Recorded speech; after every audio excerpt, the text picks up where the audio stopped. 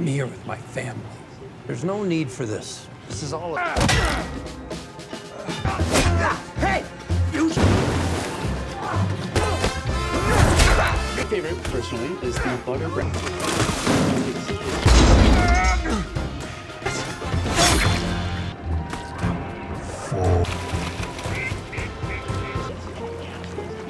My ego fucking told me!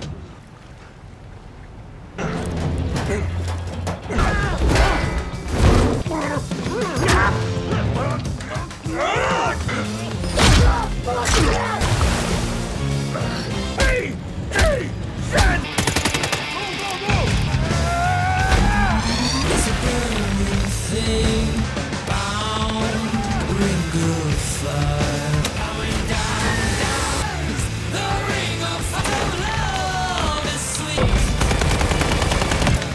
The fire went. Open fire!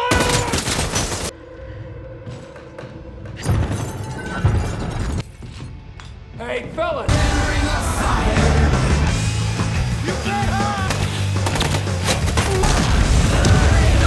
I'm on my way!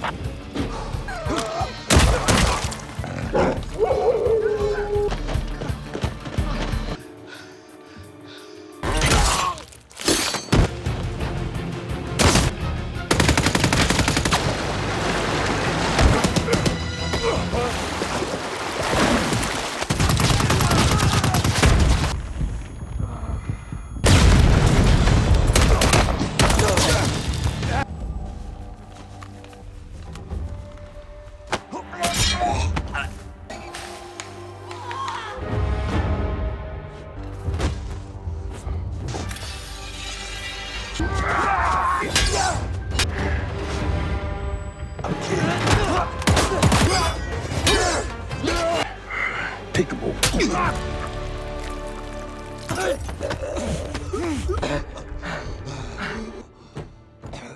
I'll be proud of you, Brady.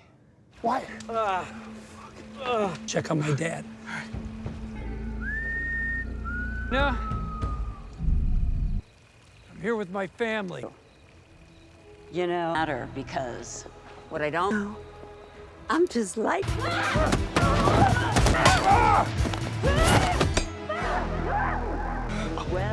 Well, you just go and leave. This town is for my business. Are a nobody. And Hetty, because I'm bored with him.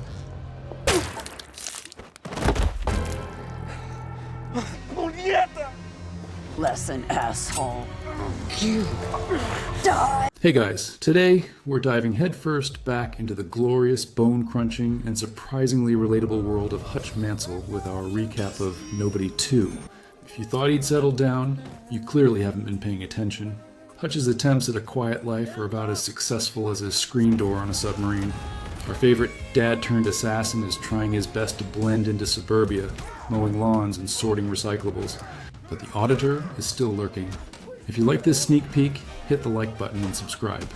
It's the best way to support the channel and let me know you want more.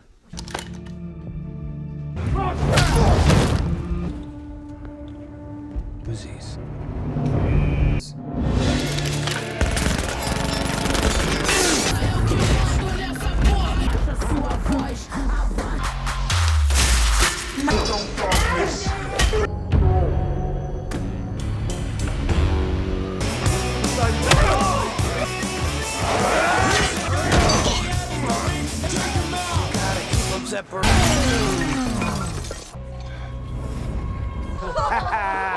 Hey!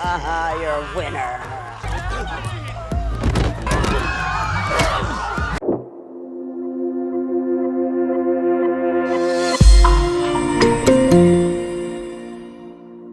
Our quiet suburban tableau quickly gets a subtle jolt. Hutch, ever the meticulous dad, is under the hood of his old challenger, because apparently even retired assassins still have to deal with check engine lights. As he reaches for a forgotten tool, his fingers brush against something wedged deep in the glove compartment. A worn, unlabeled cassette tape and a switchblade with a familiar, intricate hilt.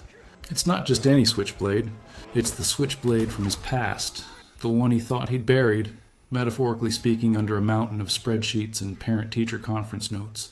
The metallic click as he opens it echoes in the otherwise silent garage, a sharp, crisp sound that cuts through the manufactured calm. A shiver, not of cold, but of a forgotten instinct, runs down his spine. It's like finding a vintage floppy disk in your new laptop, utterly out of place, yet undeniably a relic of a previous life. He glances around, a subtle flicker of paranoia in his eyes, as if expecting the mailman to suddenly transform into a heavily armed operative. The cassette tape, when played, contains only static for a moment, then a faint, distorted voice whispering a single ominous word. Oblivion. Clearly, someone out there isn't quite ready to let the auditor enjoy his well-deserved quiet time. I guess his new favorite espresso machine is about to take a permanent vacation. The tranquility of suburbia shatters like cheap glass when the threat finally makes itself known. And, of course, it's through Hutch's family. Becca, ever the independent spirit, is walking home from her art class, probably contemplating the subtle nuances of modern ceramics. The sun is setting, casting long, peaceful shadows. You know, the kind of moment where nothing bad ever happens in movies. Suddenly, a beat-up sedan, looking like it escaped directly from a demolition derby, veers sharply onto the sidewalk. The screech of tires on asphalt is deafening, a raw, grating sound that sends birds scattering and Becca diving out of the way just milliseconds before impact. The car clips a lamppost with a sickening clang before speeding off, leaving a plume of exhaust and Becca sprawled on the pavement, heart hammering a frantic rhythm against her ribs. The fear isn't just about the near miss, it's the chilling realization that it felt deliberate, precise, like a warning shot fired right at Hutch's most vulnerable point. He arrives moments later, his face a mask of controlled fury, the same kind of look a parent gets when their kid's ice cream cone falls on the ground. He examines the scene, his eyes scanning for clues. A loose hubcap, a skid mark that tells a story, the subtle scent of burnt rubber and cheap cologne. The quiet click of his jaw is the only sound as he helps Becca up. The auditor is officially back on duty, and whoever thought threatening his wife was a good idea clearly hasn't learned that some dads are better left alone with their lawnmowers. It's like poking a bear with a stick, but the bear is a highly trained killing machine with a penchant for improvised weaponry. After Becca's close call, there's no going back to the mundane. Hutch retreats to the shadowy sanctum of his basement, a place where laundry typically happens, but tonight, darker arts are afoot. The fluorescent hum of the utility lights casts long, eerie shadows as he kneels, prying up a loose floorboard with a familiar, almost ritualistic ease. The creak of the wood is the only sound, a stark contrast to the thumping of his own blood in his ears. Beneath lies a dusty, unassuming briefcase. Not the kind you take to a corporate meeting unless your corporate meeting involves strategic dismemberment. The snap of the clasp's opening reveals a beautifully organized, if slightly vintage, collection of gadgets and tools. There's a discreet comms device, its antenna still retracted, a collection of lock-picking tools that look more like tiny surgical instruments, and a worn leather-bound book that, upon closer inspection, isn't a novel but a log of contacts and coded messages. The distinct smell of aged leather and gun oil wafts up, pulling him back to a life he desperately tried to forget. It's like opening a time capsule of pure, unadulterated trouble. He touches a small, unassuming watch, its face intricately detailed, then flips it over to reveal a tiny, almost invisible button. The soft click of the mechanism locking into place is the sound of the auditor being fully reactivated. No more playing Mr. Nice Guy. Someone's about to learn that you don't mess with a dad's family, especially when that dad can turn a toaster into a deadly weapon. The subtle glow from the watch face seems to reflect the cold, hard resolve now etched on Hutch's features. Our man Hutch isn't wasting any time on pleasantries. After a quick, rather enthusiastic drive-by, he's managed to nab one of the goons involved in Becca's little vehicular incident. The scene is set in an abandoned, dimly lit warehouse. Because where else would you conduct such sensitive, shall we say, negotiations? The air's thick with the scent of dust and fear. Our unfortunate henchman, currently enjoying a rather restrictive chair-bound experience, is attempting to maintain a tough guy facade, spitting defiance. But Hutch, bless his heart, has never been one for lengthy discussions when a more direct approach is available. He picks up a surprisingly clean clothes iron, its sole plate glowing a menacing red. The low hum of the heating element is the only sound for a moment, punctuated by the rhythmic drip, drip, drip of a leaky pipe somewhere in the background. The henchman's bravado quickly evaporates into a nervous sweat. Hutch doesn't say a word, just gives a knowing look that screams, "Buddy, you have no idea the kind of day I've had." The sizzle of the iron against a nearby metal table is a truly chilling sound, more effective than any monologue. The captive's grunts become pleas, then desperate gurgles, as Hutch applies just enough pressure to make him regret every life choice that led him to this exact moment. Information starts to flow like a leaky faucet. Names, locations, a shadowy organization known only as the Consortium, led by someone with a very bad temper and an even worse fashion sense, apparently. Hutch retrieves a small, intricately carved wooden bird from the henchman's pocket, a distinct insignia. This isn't just some random street gang. This is something far more organized and, frankly, pretentious. He leaves the henchman with a newfound respect for proper iron temperatures, and a fresh fear of suburban dads. You know things are really going sideways when your retired assassin family starts showing up unannounced. As Hutch is meticulously cleaning the remnants of the clothes iron incident, the familiar creak of the basement door announces the arrival of reinforcements. First, his dad, David, strides in looking surprisingly spry for his age, clutching a vintage shotgun like it's his favorite golf club.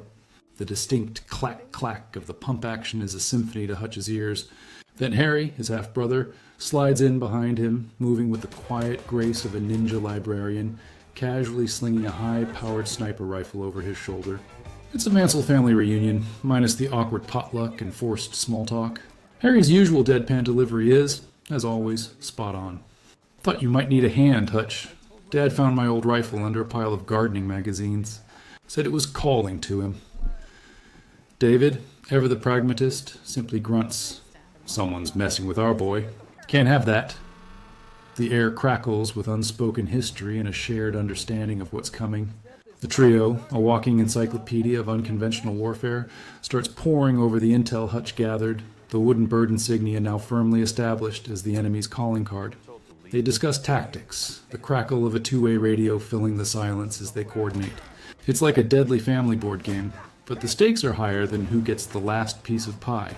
The low rumble of their voices, the soft clatter of gun parts being assembled. It's a grim yet comforting melody for Hutch. His family might be messed up, but they're his messed up family, and when the chips are down, they always show up. Well, except for Aunt Carol, she's still mad about the Thanksgiving incident. With the band back together, it's time to swap dad jokes for demolition plans. The Mansell trio converges in Hutch's garage, a place usually reserved for leaky pipes and forgotten DIY projects, now transformed into a clandestine war room. A crudely drawn map of what looks like an abandoned industrial complex, complete with handwritten notes and danger symbols, is spread out on an oil-stained workbench. The scent of stale coffee and gunpowder hangs heavy in the air. David, with his years of shadowy government service, points out weak spots with the calm authority of a seasoned architect, while Harry, ever the strategist, outlines sniper positions with unsettling precision. Hutch, meanwhile, is meticulously organizing a collection of what appear to be ordinary household items, but we all know better. A wrench, a fire extinguisher, a roll of duct tape, each is assigned a tactical purpose. The faint metallic click of a freshly loaded magazine being inserted into a pistol cuts through their hushed discussion. It's like a deadly scavenger hunt, where the prize is not a trophy, but survival. They whisper about entry points, security redundancies, and contingency plans, their voices a low conspiratorial murmur. The plan, if you can call it that, is less surgical strike and more controlled chaos, which, honestly, is peak Mansell. Hutch runs through the mental checklist, his fingers drumming a silent rhythm on the workbench. The plan is daring, perhaps even foolhardy, but it's the only way to get to the heart of the consortium. As they finalize the details, the soft thump of a suppressed pistol being checked for readiness punctuates the silence. They're not just going in to retrieve information, they're going in to send a very clear message. You don't mess with nobody's family, and you certainly don't leave a dad with a rusty wrench and a bad attitude feeling disrespected. Good luck, Consort Who Now again? You're going to need it. The plan, or lack thereof, kicks into high gear. The trio breaches the warehouse, and from the moment the first security guard hits the floor with a satisfying thud, courtesy of David's shotgun stock, it's absolute mayhem. The cavernous space, filled with towering stacks of crates and hulking industrial machinery, becomes a symphony of destruction. The crack of bone, the wet thwack of punches landing, and the dull clunk of improvised weapons resonate through the warehouse. Hutch, in his element, becomes a whirlwind of suburban rage. He grabs a rolling office chair, spins it with surprising force, and sends it careening into a group of unsuspecting henchmen, who tumble like bowling pins amidst the screech of metal on concrete. He then uses a forklift, not for moving pallets, but for launching bad guys across the room, the hydraulic hiss a prelude to impact.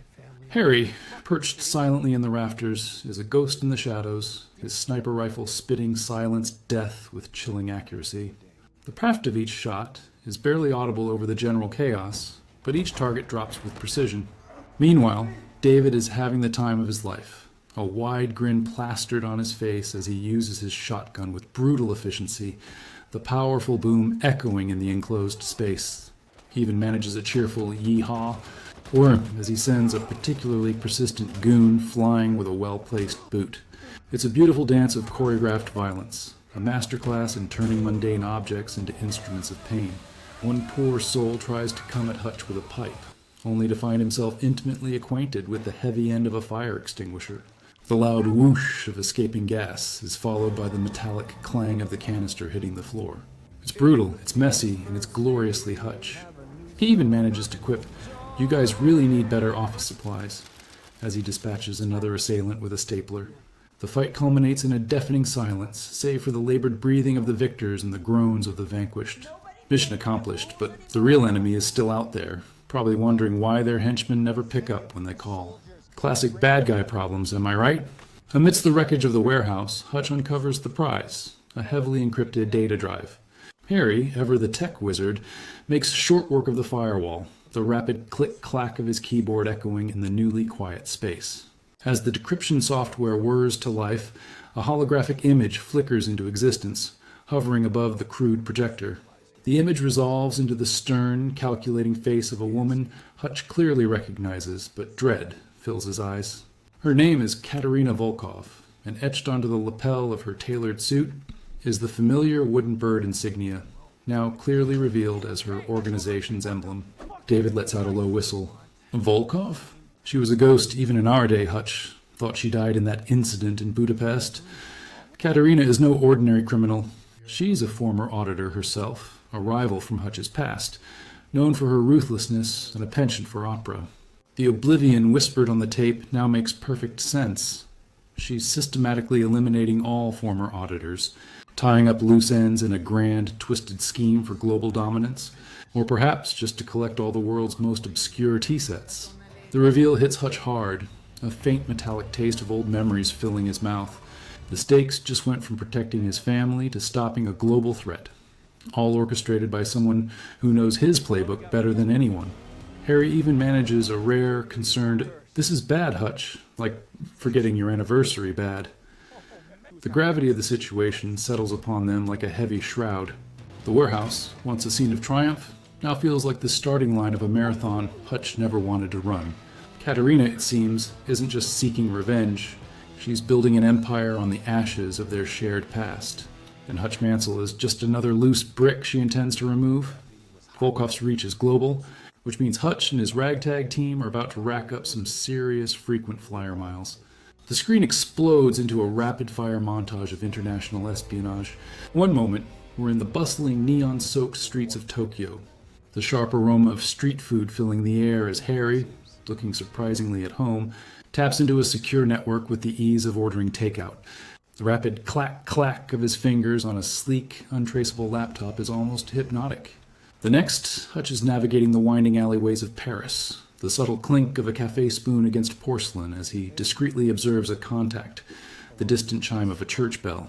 Then, a quick jump to the foggy, historic streets of London, where David, bless his traditional heart, is using a payphone, looking utterly bewildered by the digital age, yet still managing to intimidate an informant with a steely gaze and a mumbled threat. The sensory details are everywhere, the distant roar of a plane taking off, the soft murmur of foreign languages, the distinct chill of European air. They're chasing digital breadcrumbs, decoding encrypted messages that flicker across screens, piecing together Volkov's nefarious network, one city at a time. It's a high-stakes global scavenger hunt, and Hutch is collecting clues faster than a coupon-clipping enthusiast on double discount day. The whoosh of a bullet train, the quiet hum of a server farm, the furtive exchange of information in a crowded marketplace. It all builds to the understanding that Volkov isn't just after revenge. She's building something immense, something truly terrifying. And she's got a penchant for expensive art, and even more expensive assassinations. The team's determination is palpable, their movements precise, economical. They're not just tracking a villain, they're unraveling a conspiracy, and they're doing it with a surprising amount of panache for a guy who just wants to go back to mowing his lawn. Our global hunt leads us to the romantic, yet surprisingly violent streets of Paris.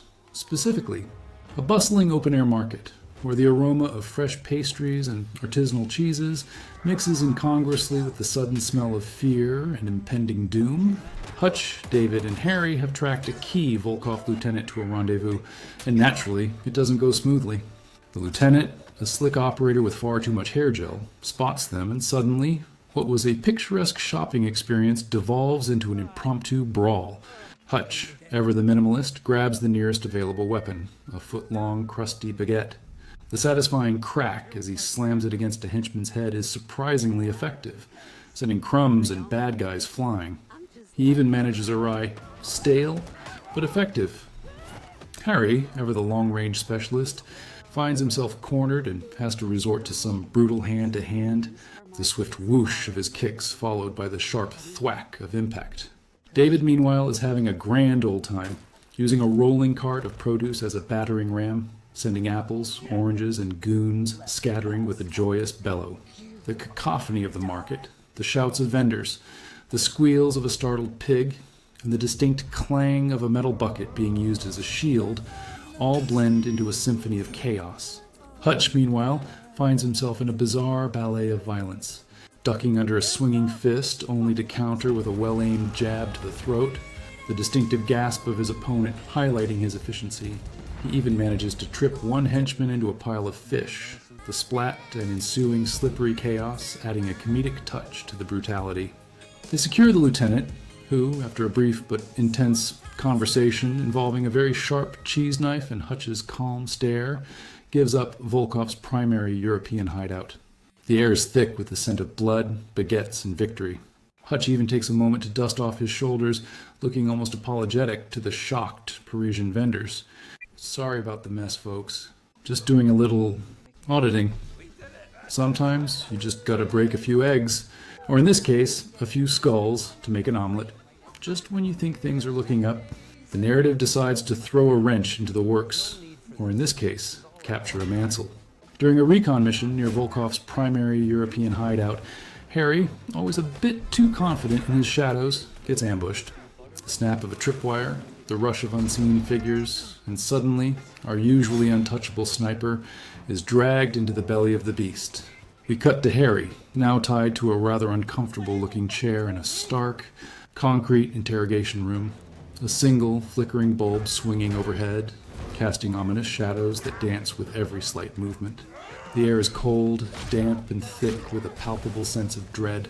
Volkov's lead enforcer, a burly individual with a truly unfortunate neck tattoo, circles him like a predator, their heavy boots clomping on the concrete floor. The distinct thwack of a fist hitting Harry's jaw is heard, followed by a muffled grunt. But Harry, bless his stoic heart, simply spits out a sarcastic remark. "Is that all you got?" My grandma hits harder. Meanwhile, Hutch and David are going full John Wick in their frantic race to save him. The screech of tires on a cobblestone street, the guttural roar of Hutch's borrowed, slightly dented car as they tear through the city. They know Volkov will want to extract every last piece of information from Harry, and then some. The rhythmic thump, thump, thump of David's heart, mirroring Hutch's own furious pulse, drives them forward. When they finally breach the facility, the crash of a reinforced door being blown open with a precisely placed charge signals their arrival. The ensuing gunfight is a desperate close-quarters melee, the metallic ping of bullets ricocheting off walls, the shouts of men, and the rhythmic blam blam blam of David's shotgun, a beacon in the chaos.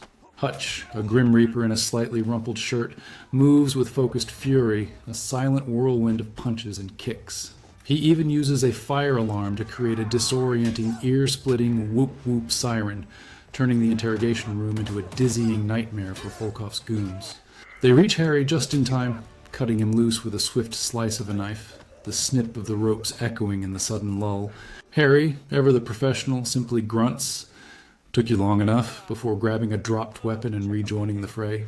Some siblings just never learn to be grateful, do they? Rescuing Harry was just the warm-up act. Now the Mansell trio faces the real challenge. Volkov's personal fortress, an impenetrable-looking stronghold nestled high in the Alps, looking less like a hideout and more like a Bond villain's vacation home. The exterior is all imposing concrete and steel, the kind that whispers, "No solicitors." But it's the interior that's truly a nightmare. The moment they breach the outer perimeter, the hiss of automated defenses activating fills the crisp mountain air. They find themselves navigating a series of increasingly elaborate traps. First, a laser grid, its red beams flickering and humming with lethal energy. Hutch, with surprising agility for a man who complains about his back, twists and contorts his body through the intricate web, the faint whoosh of air against his clothes as he narrowly avoids incineration. It's like a deadly game of Twister, but with much higher stakes. Harry, from a vantage point, provides cover fire, the soft theft of his suppressed rifle picking off perimeter guards. David, meanwhile, demonstrates his uncanny ability to disarm pressure plates with a surprisingly delicate touch, followed by the satisfying click of the mechanism deactivating. The rhythmic clank of robotic drones patrolling the hallways adds to the oppressive atmosphere. They encounter rooms filled with automated turrets, their whirring motors a precursor to a hail of bullets, forcing the team to move with synchronized precision, the thud of their feet against metal grating. It's a deadly dance, each step a calculated risk.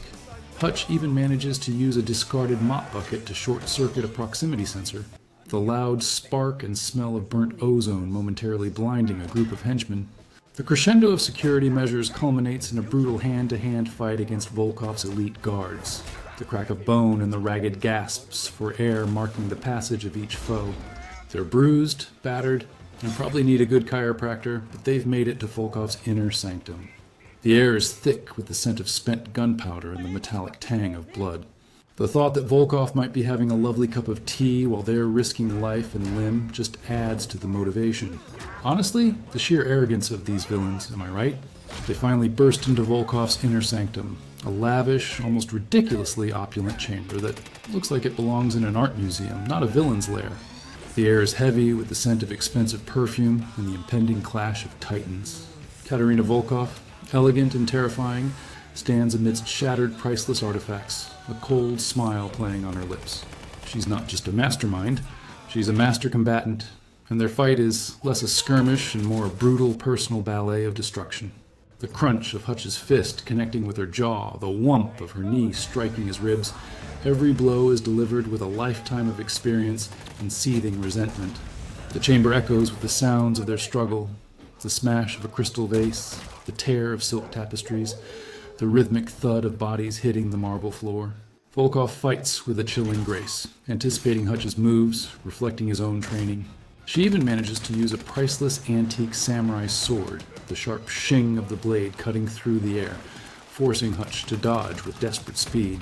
David and Harry are busy holding off Volkov's remaining, truly fanatical guards outside the chamber, the distant blam of David's shotgun and the sharp crack of Harry's rifle providing a rhythmic, percussive backdrop to the main event. Hutch pushes past his pain, the raw, primal urge to protect his family fueling every strike. His movements are efficient, brutal, born from years of suppressing this very part of himself. Volkov sneers. "You were always too sentimental. Hutch, that's your weakness." But Hutch, with a surge of renewed fury, retorts, "No, it's my strength." And before slamming her through a glass display case, the deafening shatter of the glass raining down like lethal confetti. The fight culminates in a desperate, breathless struggle, bodies locked in a primal embrace, the only sound their ragged breathing and the scraping of their boots on the debris-strewn floor. Hutch finally gains the upper hand, not with a fancy move, but with sheer, unadulterated will, a final bone-jarring punch sending Volkov sprawling, defeated but unbowed. The silence that follows is thick, heavy, broken only by the distant sounds of David and Harry finishing their mop-up operation. Hutch stands, battered and bruised, but victorious. Another day, another global threat neutralized by the guy who just wanted to enjoy his retirement. Seriously, can a man get some peace and quiet around here? With Volkov neutralized and the consortium in disarray, Hutch, David, and Harry make their quiet exits, melting back into their respective lives like highly trained shadows. The world, blissfully unaware, continues spinning. Hutch, however, isn't quite as unscathed. We see him back in his meticulously clean suburban kitchen, the morning sun streaming through the window, illuminating dust motes dancing in the air. The smell of freshly brewed coffee permeates the space, a stark contrast to the acrid stench of battle. He's staring out the window, a cup of coffee steaming gently in his hand, his gaze distant, thoughtful. The red rose that Becca likely left for him on the counter seems almost out of place, a delicate splash of color in a world that's felt so gray. The physical wounds will heal, but the deeper scars linger. The faint phantom whoosh of a bullet passing too close, the metallic clang of a weapon striking home, these are the echoes that resonate in his mind. He tries to pick up his life, to reconnect with his family, to be the nobody he so desperately wants to be. But once you've seen the depths of the rabbit hole, it's hard to unsee it. He helps Blake with his homework, the quiet scratch of a pencil on paper, and the soft thud of Sammy's toy car rolling across the floor. These mundane sounds are now tinged with a new appreciation, a newfound fragility. He shares a quiet dinner with Becca, the gentle clink of cutlery on plates filling the comfortable silence. But a subtle tension remains. He glances at a faded picture of his family, his hand brushing the frame, a silent promise to keep them safe, no matter the cost. He's saved the world, sure, but at what price to his own peace? The faint creak of the floorboards above him reminds him of his family sleeping soundly, and that he realizes is the true reward. But the look in his eyes tells us this peace is always temporary, always earned, never guaranteed. The auditor may be retired, but the threat is eternal, a subtle hum just beneath the surface. Hutch Mansell walks away from his house, the morning sun at his back, casting a long shadow that seems to stretch into the future. He leaves behind a simple, almost imperceptible chalk mark on his mailbox, a subtle symbol that only a select few would recognize, a sign to any unseen threats that the Guardian remains vigilant, ever watchful.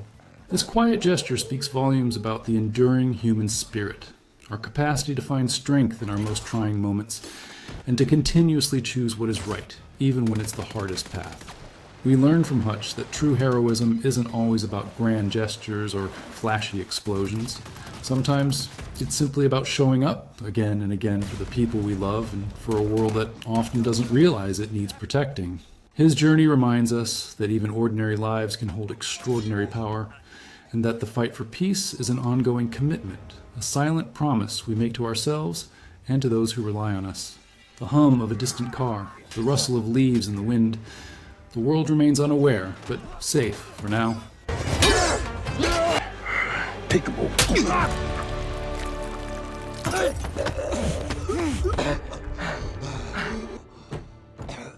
I'll be proud of you, Brady. Why? Check on my dad. No. I'm here with my family. You know, matter because what I don't know, I'm just like.